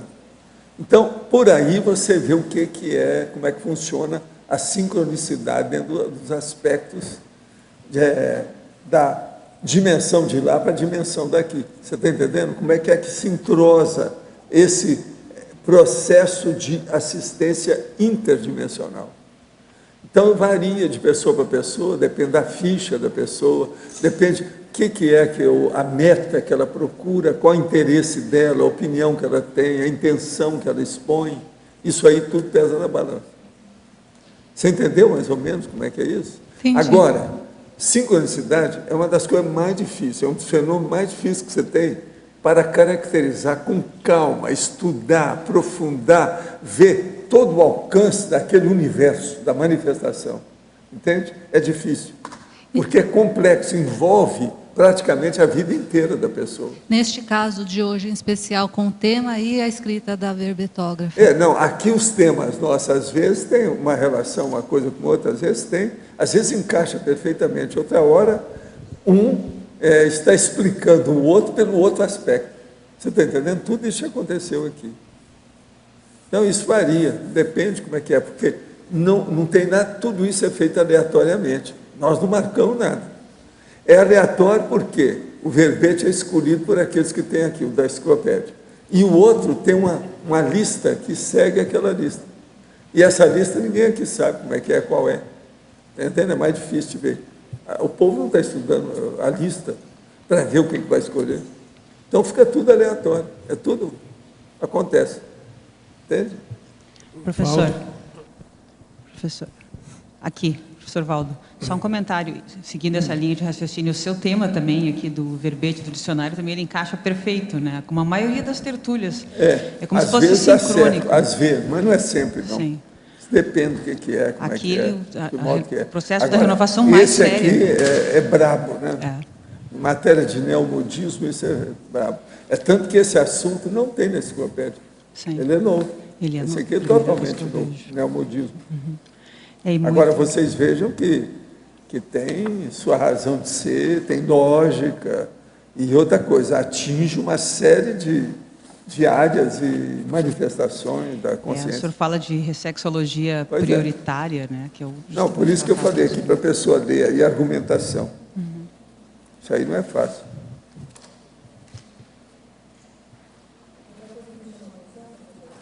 Assim, o ideal é dar uma bela banana técnica. Uma bela banana técnica da banana para esse técnica. povo da industrial, essas coisas todas. Porque as armas também estão se tornando pequenas, de certa forma, potentes e pequenas. E de alcance cada vez maior, aquela coisa toda, né? É verdade. É bem isso. Isilda, Oi? Você que deu um relato aí, né, que você queria acabar com o belicismo, diminuir o seu belicismo, né? Como é que você lida, por exemplo, com aqueles fatos que podem iniciar o seu belicismo com uma conduta desarmada hoje em dia? Como a Isilda, no ego antigo dela e no ego novo, como é que você lida com isso? Isso ali dispararia o meu belicismo.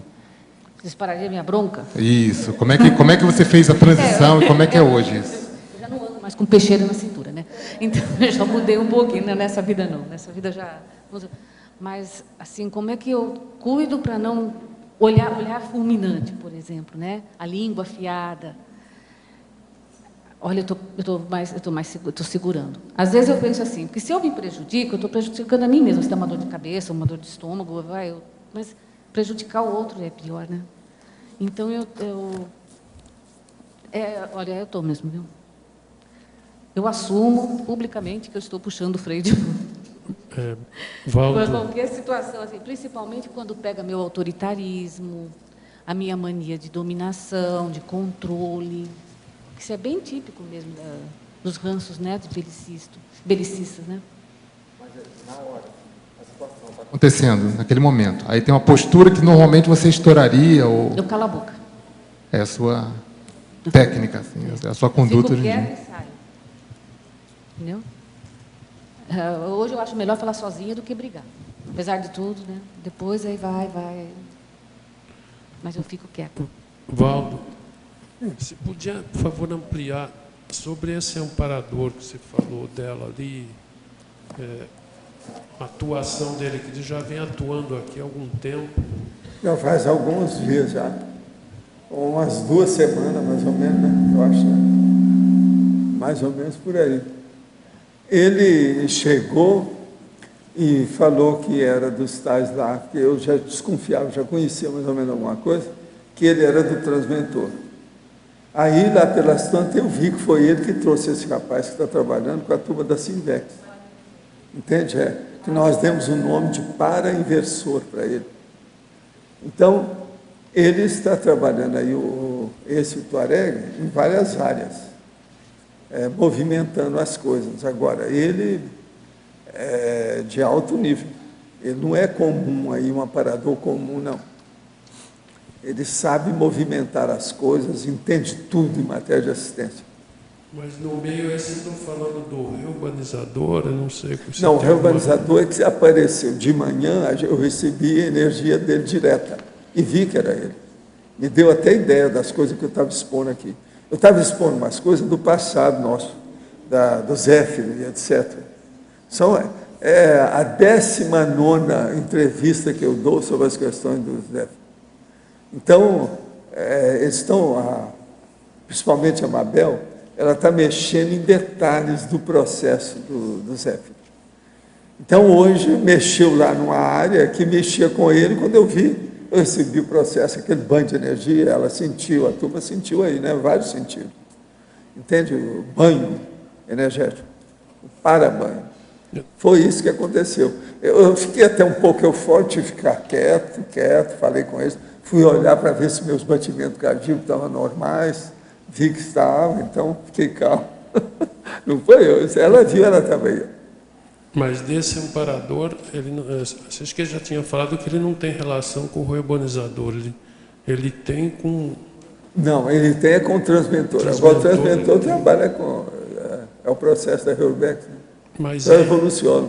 É um amparador de alto nível esse, deve ser. E todos esses aí. Eu acho que até o rapaz é de fora de série, pelas coisas que eu vi. O rapaz se apresenta como um rapaz mesmo, sabe? Parece jovem, cheio de vida, tal, muito simpático. E ele está ajudando a turma aí. Ele veio para isso. Que eu estava lembrando... Agora, o que é bom é que, de vez em quando, nós estamos captando quem é que está ajudando extrafisicamente a turma. Isso aí é que é bom, né? Eu estava lembrando também essa questão do Líbano, que Foz tem muito libaneses descendentes. E, na época, tinha... Pois é, o Tuareg deve estar vendo a opção de coisa que saiu na imprensa que tinha muita gente passando férias, crianças aqui de Foz. E eu conheço, inclusive, uma pessoa que os filhos dela estavam passando no Líbano, na época aí que aconteceu aquela invasão. A invasão de Israel também ela foi condenada, pelo que eu lembro, pelo mundo inteiro, que foi uma barbaridade. Aquilo. É verdade. Outra pergunta para a Isilda, aqui no B, Selma. Isilda, eu lembro de você, assim que eu entrei no IPC, professora, dava muitas aulas, assim, serviu até de referência para quem estava chegando, como eu.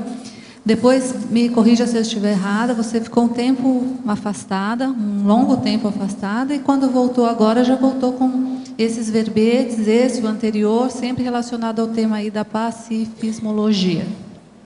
Então, a minha pergunta é assim, esse período de pequena dissidência e você voltar com esses temas, o que foi aí o fio condutor? É realmente essa questão do pacifismo? Como que é isso aí? Explica para mim, por favor. Acho que a minha ideia é realmente pacifismo, eu acho que é a minha praia. Aí, o tempo que eu fiquei fora, eu amadureci a ideia, a questão de trabalhar realmente a volta. Como que eu voltaria sendo retomadora, o que eu poderia fazer. E foi realmente durante Tenebres que eu vi, você vai voltar quando você estiver melhor, mais calma.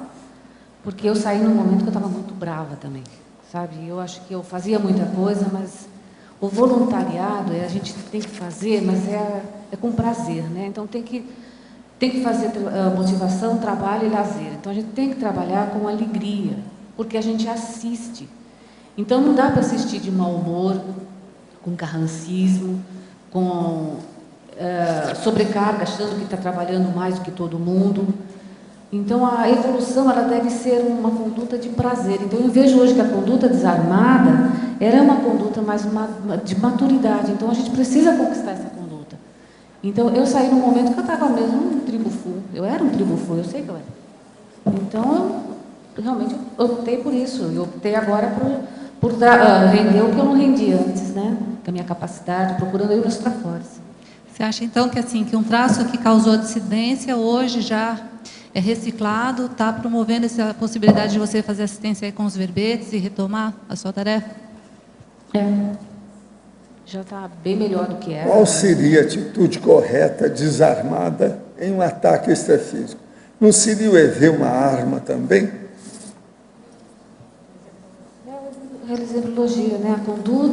A conduta desarmada, no ataque extrafísico, tem as duas coisas, né? Se a gente tem uma projeção, e tem a projeção que é assistencial e educativa, e a gente trabalha com o CIEX doente, a gente aprende junto com o amparador.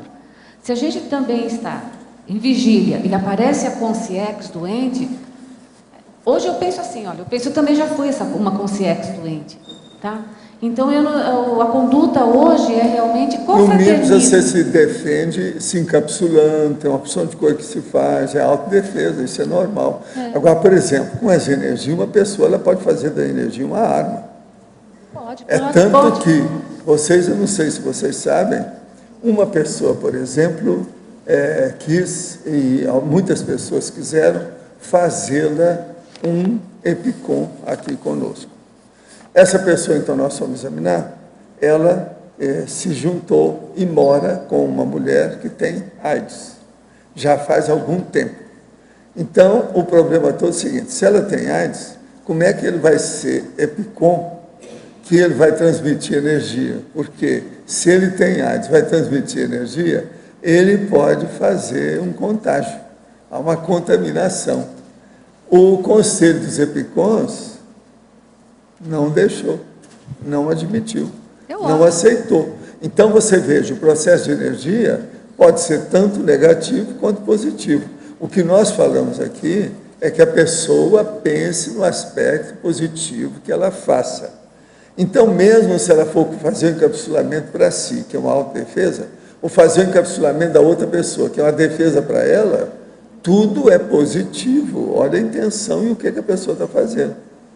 A gente não vai usar energia negativa. Se usa, esse é o processo da baratosfera. Agora, energia é o que existe no corpo para a pessoa se manifestar. Então, a maior parte das coisas, se são erradas, é porque estão usando energia errada. Agora, o que nós temos é que pensar na energia positiva. Agora, veja só, pensem bem, esse caso do EPICOM, que foi afastado, porque não dá para ser EPICOM, devido ao processo da contaminação com HIV. Como é que ele vai trabalhar num serviço de transmitir energia? Vocês arranjam uma saída para ele? É o que a turma lá do Conselho dos EPICOM falou, arranja uma saída. Ele mesmo reconheceu que não dá para ele fazer isso. Então a pessoa se retirou. Nesse caso, ele não tem nem autossustentabilidade, né? Pois é, não tem jeito. Não tem nada. Agora aqui, poderia aprofundar a ideia, a irritabilidade começa na defesa do território. Como vê isso no processo de poder da nossa realidade atual? Por exemplo, das ICs, do Brasil, dos políticos. O que você acha? Eu acho que começa no atavismo mesmo, da gente ser bicho ainda. Porque, na verdade, não precisa ter controle de poder. Você pode ter o cooperativismo, gera muito mais poder no cooperativismo. As ICs colaboram umas com as outras. Não vejo assim competição com as ICs. Colaboram umas com as outras. Empresas têm por causa do lucro, mas a gente pode trabalhar com o cooperativismo. Isso é uma conduta que vai gerenciar as diferenças, gerenciar comportamentos diferentes, vai trazer a sustentabilidade, tanto sua como dos outros, a autossustentabilidade, vai poder trabalhar com princípios da descrença, princípio principalmente de reciclagens, né? A gente se recicla o outro. O crescimento é maior, muito maior na cooperação. Professor, é uma pergunta nesse sentido. A gente está conversando aqui sobre a questão da irritabilidade, o senhor trouxe o verbete, né, da neomodismologia, conduta desarmada. Tem aqui um aspecto muito sério, que a Sheila está dando um exemplo sério aí dentro do histórico dela, né? A minha pergunta é nesse sentido. É como se, para alguns de nós, apesar de muitos terem feito um curso intermissivo semelhante, para algumas pessoas é mais difícil reciclar essas questões mais sérias de pró-reatividade, de reação instantânea, de reatividade imediata. Você trouxe a questão da língua, né? A língua afiada, aquela perversão, aquelas... Por que para uns é mais difícil? É porque a pessoa viveu mais vidas desse estilo ou porque aquilo ainda está pegando muito? E para outras... Porque a gente tem aqui enormes exemplos de ponderação. Tem de todo tipo. Sim. Agora, você tem que lembrar que nós fomos, durante milhões de anos, animais subhumanos. Pois é, eu estava lendo uma reportagem. O animal subhumano, ele vive comendo uns aos outros. Sim. Mastigando uns aos outros. Isso aí é terrível. Uhum. Então, muita gente não escapa disso. É muito primata que ainda existe por aí afora. Quer dizer, gorilas. Eu estava fazendo uma pesquisa em uma reportagem que faz essa comparação entre o sistema límbico, 350 milhões de anos, o córtex, comparando a quantidade de tempo. Agora, mesmo assim, tem pessoas que tiram de letra, né, que conseguem tranquilo, ponderar, acertar, e tem outras que ainda têm esses ímpetos, né? Você falou a questão de ficar quieta. Então... eu vejo como autodisposição, né? Você tem que ter disposição, tem que... É a vontade, tem que ter cara de pau também de se mostrar, tem que, sabe... Não adianta ficar... Eu vejo muito, assim, ainda muita... A questão da pessoa defender os castelos. E castelos de areia, porque uma das coisas que eu mais percebo nas condutas armadas, né, é a falta do despojamento do passado. A gente ainda continua defendendo coisas que não tem mais por que defender. Errar mais, errar de novo, continuar errando. Isso aí que tem. Mas Isilda, não sei, eu vou, completando aí a fala da Fabiana, é óbvio, fica óbvio que a pessoa mais impulsiva tem um grau de agressividade, mas essa voz macia, não estou dizendo que seja você não, Fabiana, mas voz macia, muito educada, também para mim tem um teor de agressividade bem grande às vezes. Pelo jeito que fala, pela maneira de manipular o outro. Eu não sei se você concorda com isso. Não é só aquela impulsividade que mostra agressividade.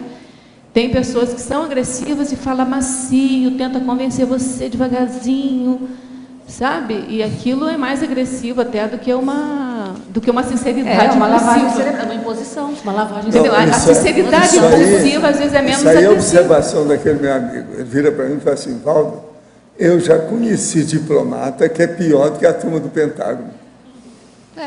Tudo é possível. Tem temperamento de todo tipo. Agora, veja, esses diplomatas que são beligerantes são os piores que existem. Israel está assim deles. O problema é esse. Eu vejo assim, a gente tem muita preocupação em defender o passado, né? E defender, por exemplo, a psicomotricidade ou então o bifrontismo. Quer ser bonzinho porque em determinados momentos manipulou através disso.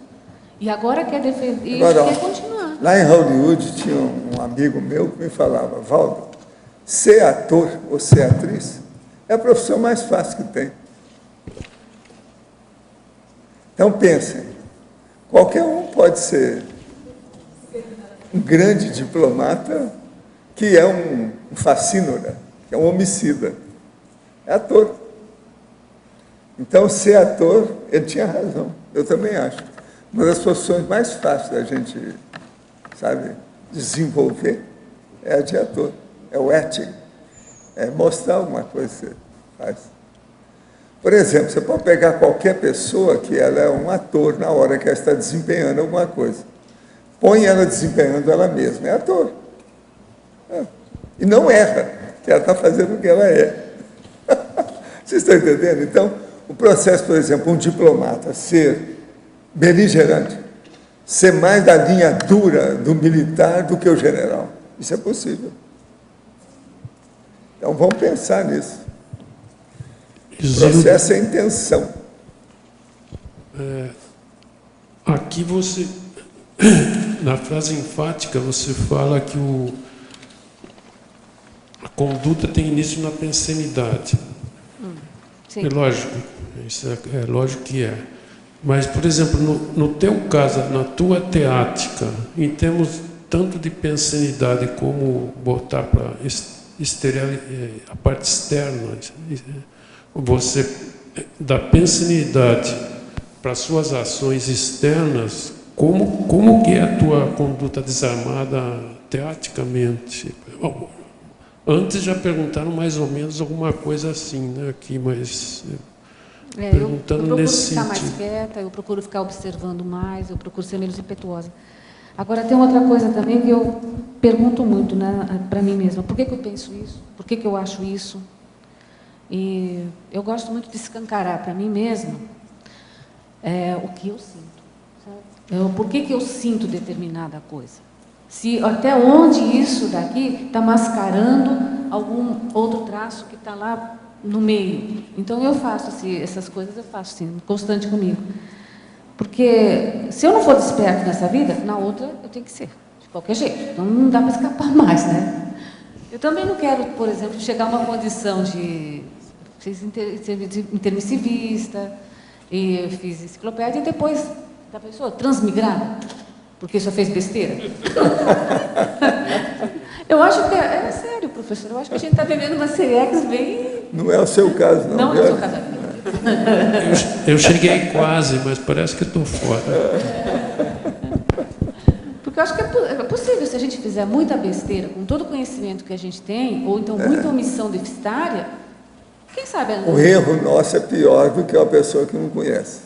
Quem conhece tem um erro maior, isso é difícil. O peso é maior, eu penso muito nisso hoje. A questão da pensenidade, assim, da questão de o que eu faço realmente com isso, né? Porque eu tenho que honrar os amparadores que estão comigo.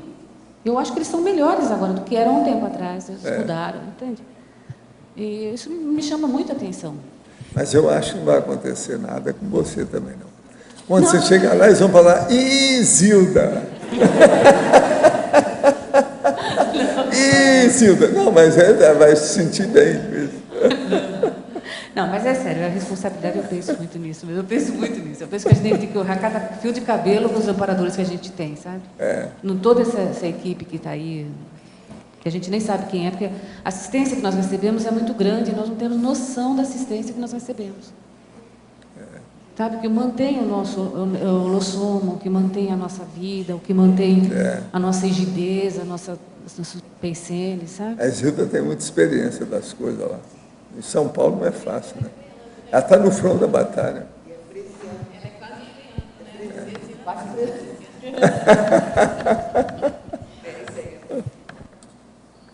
Eu queria chamar a atenção aqui para o filme, né? E esse filme mostra muito bem a Aung San Suu Kyi, né? Que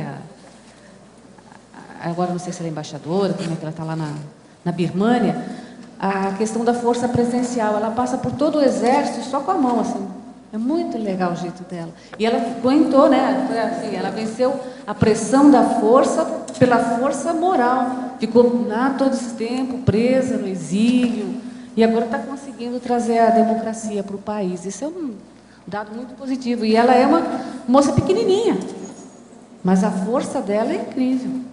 A força presencial dela é assim, fora de série. Então, acho que dá para vencer os armamentos, porque o armamento, assim, as condutas, né, tanto da polícia, é muita imaturidade. A pessoa achar que precisa de uma arma para ser seguro, para ficar seguro. Eu vejo isso muito em São Paulo, a questão da segurança pelas armas. Então, a besteira é tão grande. E cada vez mais inseguro, né, porque tem... E na bibliografia, esse livro, o primeiro aí, o primeiro livro, do... Não violência na educação. Esse já provavelmente já leu. Né? Li, ele tá lá no pesquisário, por isso que eu não trouxe para mostrar, né? Ele faz parte de uma coleção de pacifismo mesmo lá da Palas Athéna, né? Junto com outros livros daquele francês, quem que é? Sumiu o nome agora. Agora, depois desse verbete, a gente pode recomendar o Homo Sapiens Pacífico, né? O curso que eu estou fazendo, que eu terminei já, que eu vou fazer agora, que é o conceito... Ela pôs o Reurbanizado. Está certo. O próximo é o Pacífico. Próximo passo. O curso de Comunicabilidade Consciencial, eu já estou trabalhando mais pelo lado da pacificologia mesmo.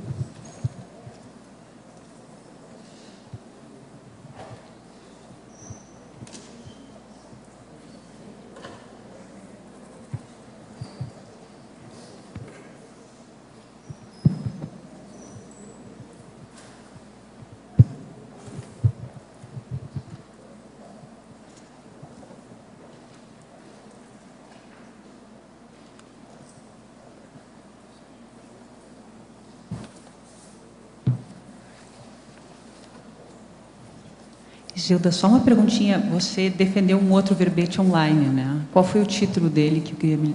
Consim Pacificadora. Consim Pacificadora, ok. Isso. O pessoal falou muito bem a respeito, quero dar uma E o conferida. próximo é Consim do Bem. Próximo o quê? Consim do Bem. Vamos ficar aguardando. Eu quero fazer um crescendo, entende? Como vai chegando um, chegando o outro. É isso aí. É uma trilogia. Parece que está chegando perto de você, ou você ficou para trás, não sei. Preciso ver.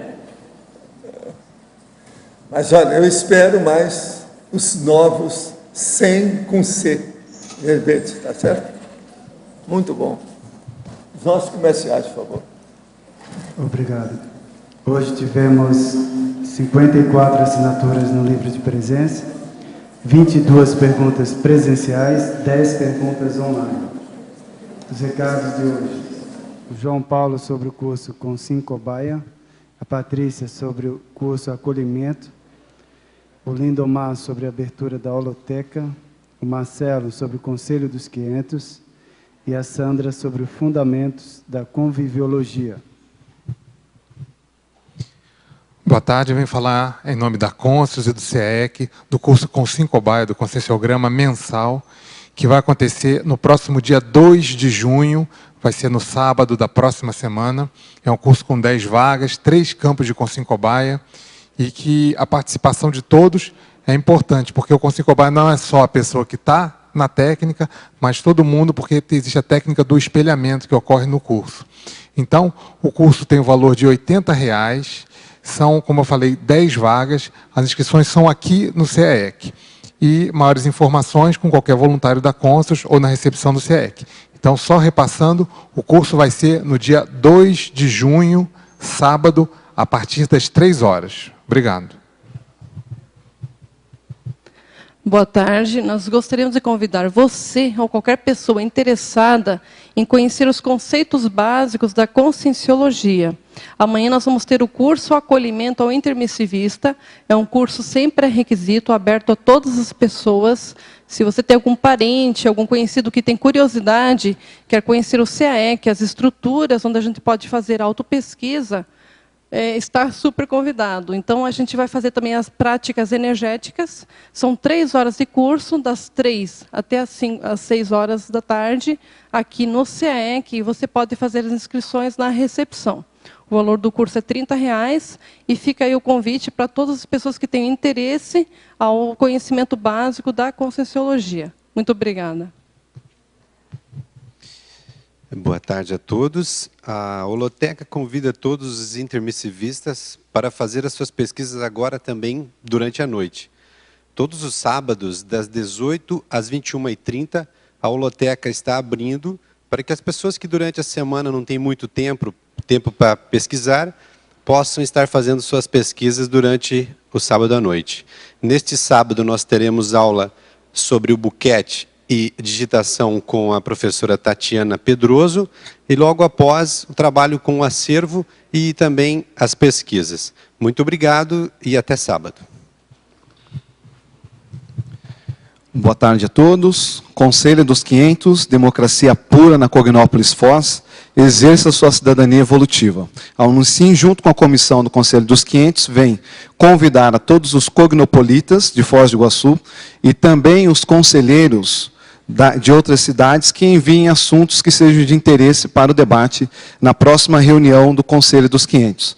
Ela ocorrerá no dia 24 de junho, isso vai ser um domingo, e é muito importante que os cognopolitas, os intermissivistas que moram aqui em Foz, participem dessa instância de decisão da Cognópolis. Também convidamos as pessoas a enviarem temas que elas achem de relevância. Qualquer assunto que possa impactar a comunidade conscienciológica aqui em Foz, os cognopolitas, é um tema de interesse. Então, participe, exerça a sua cidadania evolutiva. Boa tarde a todos. O Colégio Invisível da Conviviologia e o CAEC convidam para o curso Fundamentos da Conviviologia, que ocorrerá aqui no CAEC nos dias 24, 25 e 26. Hoje nós vamos destacar mais uma aula do curso que ocorrerá sobre o convívio interassistencial. Será ministrado pelas professoras Miriam Sanches e Marina Tomás. E aí, novamente, a pergunta para vocês refletirem, né? Como você avalia seus relacionamentos com as consins, consciex, plantas e animais? Você está satisfeito com a qualidade de seus convívios? Hoje a tertúlia falou bastante dessa condição da consim desarmada, né? Então isso vai facilitar bastante os próximos convívios. Então nós convidamos vocês para pensar mais sobre o assunto e participar do curso. Então quem tiver interesse pode fazer as inscrições pelo telefone 45 3525 2652 ou pelo e-mail ceec@ceec.org. Obrigada. Para amanhã teremos verbete Autodisciplina e Magística. A especialidade é Autopensinologia, de autoria do professor Maximiliano Heinemann. Obrigado pela sua presença e até amanhã.